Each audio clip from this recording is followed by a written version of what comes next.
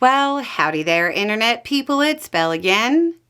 So today, we're going to talk about Republican Freudian slips.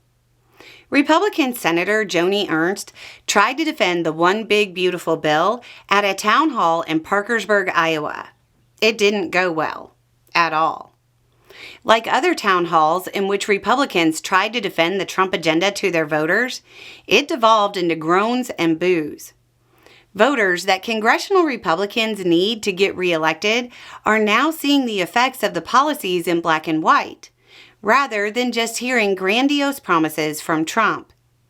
Tipped employees are finding out that no taxes on tips doesn't really mean they'll have more money. Well-paid union workers are finding out that the no taxes on overtime doesn't really mean no taxes on overtime. It means a tax deduction that many of the policy's biggest supporters won't be eligible for. We've actually seen that in the comments section a couple of times now. The One Big Beautiful Bill is being seen more and more as a giveaway for the wealthy at the expense of the most vulnerable. But Senator Ernst didn't run into trouble trying to explain the tax cuts that don't help those on the bottom. She was trying to explain away the massive Medicaid cuts by implying it was about fraud. She was told flatly that the cuts would kill people, that people would die.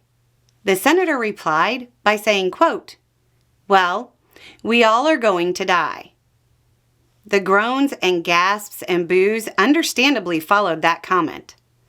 The senator continued, quote, "So for heaven's sakes, folks, what you don't want to do is listen to me when I say that we are going to focus on those that are most vulnerable.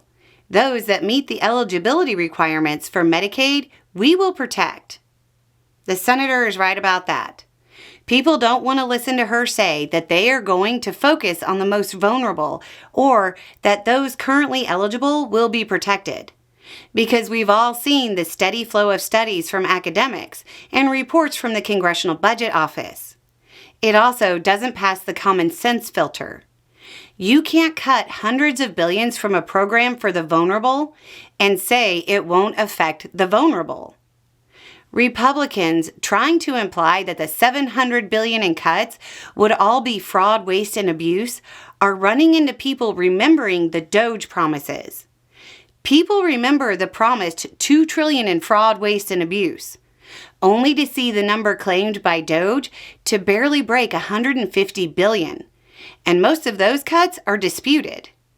Even if you give DOGE every penny they claimed, they found 8% of what they estimated. The spending cuts here are locked in.